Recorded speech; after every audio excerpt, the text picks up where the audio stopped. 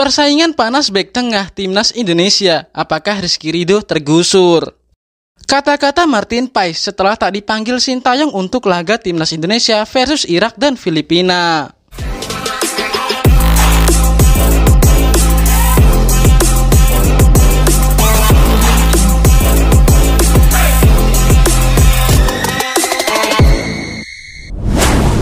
Persaingan sengit akan terjadi di jantung pertahanan timnas Indonesia untuk laga melawan Irak dan Filipina di kualifikasi Piala Dunia 2026 6 Juni dan 11 Juni mendatang. Pelatih Sintayong telah menetapkan 22 pemain pilihannya dibandingkan lini yang lain. Persaingan di lini belakang khususnya posisi jantung pertahanan paling keras. Hal ini dikarenakan Sintayong memanggil Jordi Amat, Justin Hubner, Rizky Ridho, Muhammad Ferrari, dan Jay Ijes. Kecuali Ferrari, 4 nama lainnya langganan starter di timnas Indonesia. Ijes bisa dikatakan sebagai pendatang baru dibandingkan pemain berposisi bek tengah yang lain. Namun, pemain Venezia itu langsung jadi starter saat tim Garuda meraih 2 kemenangan atas Vietnam pada Maret lalu. Kembalinya Jordi Amat yang absen karena cedera saat melawan Vietnam juga menambah sengit persaingan. Belum lagi keberadaan pemain serba bisa macam Sandy Walsh dan Nathan Joaon. Sandy dan Nathan telah membuktikan punya kapasitas dan kualitas untuk dimainkan oleh Sintayong sebagai bek tengah. Melihat nama-nama pemain yang dipanggil, Jordi Amat dan Jay Ijes hampir pasti jadi starter jika dalam kondisi fit. Satu pemain lainnya di posisi bek tengah agaknya mengarah ke Hubner.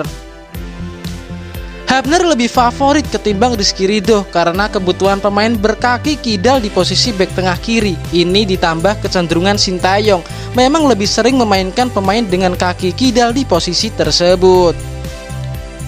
Ridho secara kemampuan tak perlu diragukan, ia memiliki kedewasaan dalam bermain di atas rata-rata untuk pemain yang baru berusia 22 tahun. Ia juga termasuk sosok yang diandalkan, terbukti ia sudah mengoleksi 36 caps bersama timnas Indonesia.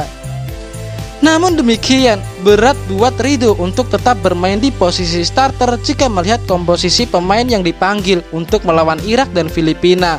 Kans pemain Persija Jakarta itu akan terbukti jika Sintayong coba bereksperimen dengan menempatkan Jay Ijes atau Hubner sebagai gelandang bertahan di 2 laga kualifikasi Piala Dunia 2026 tersebut.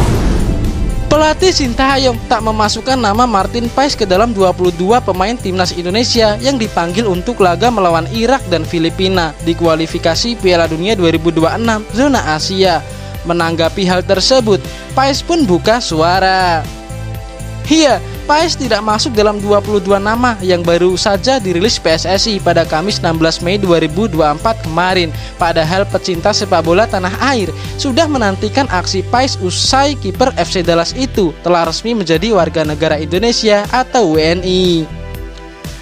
Martin Paes sendiri sejatinya kecewa karena belum bisa membela timnas Indonesia. Dalam sebuah postingan stories berlangganan Paes, ia mengaku akan berusaha semaksimal mungkin agar segera memperkuat Garuda di pertandingan melawan Irak dan Filipina. Sayangnya bulan Juni akan segera tiba.